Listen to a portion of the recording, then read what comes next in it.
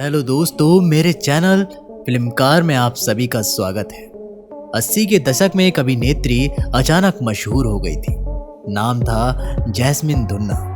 आपने उसे भूता फिल्म वीराना की चुड़ैल के किरदार में जरूर देखा होगा। सफेद नीली आंखें, गोरा चिट्टा रंग और गजब की खूबसूरत। 80 के दशक में शायद ही इतनी सुंदर एक्ट्रेस बॉलीवुड में रही होगी। फिर वो अचानक बॉलीवुड से गायब हो गए। लोगों ने उनके बारे में कई तरह की कहानियां बना दी।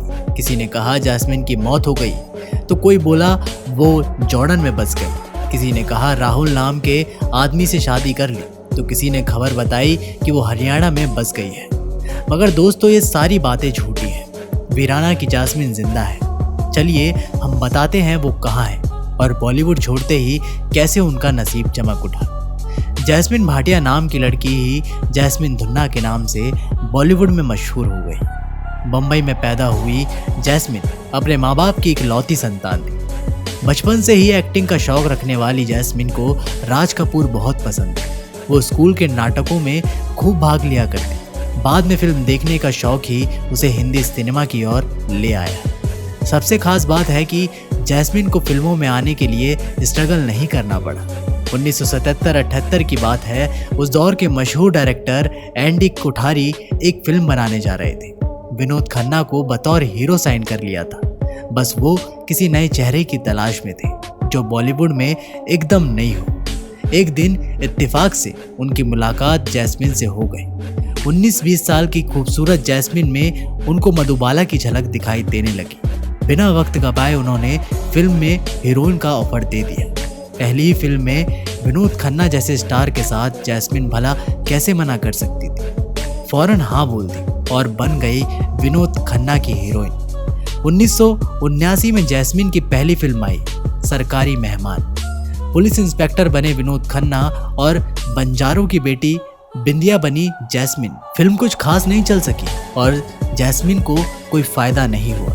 ये अलग बात है कि डायरेक्टर कोठारी की नजरों में वो चढ़ चुकी थी। 1982 में आसपास की बात होगी। डायरेक्टर कोठारी ने एक बार फिल्म जैस्मिन को बुलाया। वो विजेंद्र घाटगे के साथ फिल्म बनाने जा रहे थे।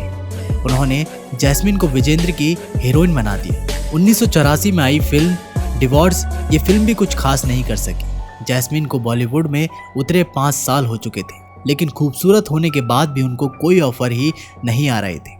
फिर एक दिन एक ऐसा ऑफर आया जिसने जैस्मिन की जिंदगी बदल डाली। 1986 के आसपास की बात होगी।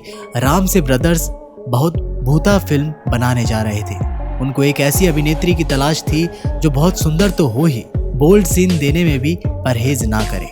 वैसे राम से इन ब्रदर की फिल्मों को उन दिनों सी ग्रेड फिल्म कहा जाता था। कोई भी बड़ी हीरोइन उनकी फिल्मों में काम नहीं किया करती थी। इसी वजह से राम से वाले नए नए चेहरों की तलाश में रहा करते थे। अचानक उनकी नजर एक बार जैस्मिन पर पड़ गई। उनको अपनी हीरोइन उसमें नजर आ गई और दे दिया फिल्म में हीरोइन का ऑफर। जैस्मिन के पास भी काम नहीं था, सो उसने भी बिना सोचे समझे हाँ कर दी। 1988 में फिल्म आई वीराना, जिसमें जैस्मिन ने फिल्म में एक लड़की का रोल किया जिसके शरीर में आत्मा सवार रहती है। इस फिल्म में उनका नसीब खोल डाला। जैस्मिन ने भूता लड़की के रूप में ऐसी अदाकारी दिखाई कि लोगों को वो सच में ही चुड़ैल नजर आती।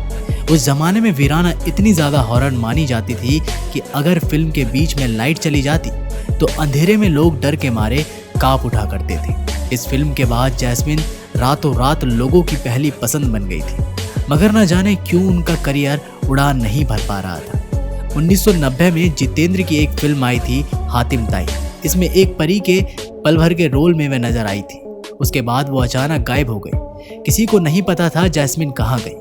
कुछ सालों तक जैस्मिन धुन्ना की कोई खबर नहीं आई तो पूरे बॉलीवुड में तरह तरह की अफवाहें फैलने शुरू हो गई। सबसे पहली खबर फैली कि जैस्मिन की बीमारी से मौत हो गई है। दूसरी खबर फैली कि वो देश छोड़कर जॉर्डन चली गई है। तीसरी खबर फैली कि उसने राहुल नाम के आदमी से शादी कर ली है और हरियाणा में रहने लगी है। दोस्तों, ये सारी बातें झूठी हैं। जब रिसर्च की गई तो पता लगा कि जैस्मिन की मौत नहीं हुई है। वो अभी जिंदा है। ना वो जॉर्डन में गई थी, ना उसने राहुल से शादी की और ना ही वो हरियाणा में रहती है। असल में बॉलीवुड छोड़ते ही उसकी किस्मत पलट गई थी।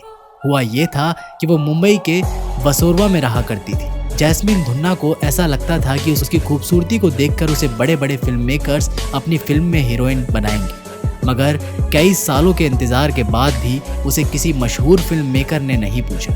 यहाँ तक कि वीराना हिट होने के बाद भी उसे काम नहीं मिला। जैस्मिन के करीबियों ने बताया कि उनको काम ना मिलने की वजह एक और अफवाह थी। कुछ लोगों ने उसके उभरते करियर से घबराकर साजिश के तहत फैला दिया कि कई डॉन उसको चाहते हैं।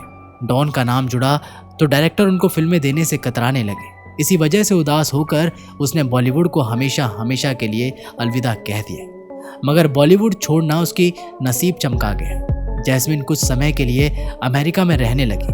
वहाँ उन्होंने अपना छोटा सा बिजनेस शुरू किया। बॉलीवुड ना सही, किस्मत ने यहाँ साथ दिया और देखते ही देखते जैस्मिन का बिजनेस चल पड़ा।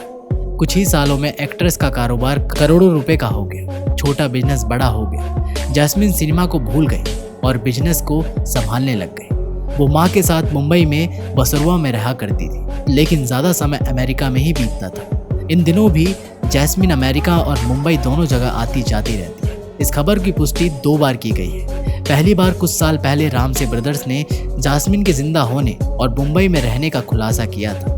उन्होंने तो वीराना की सीक्वल में उनको लेने की बात तक कह दी थी। वहीं दूसरी बार पुष्टि वीराना में उनके हीरो रहे हेमंत बिर्जे ने भी कर दी थी।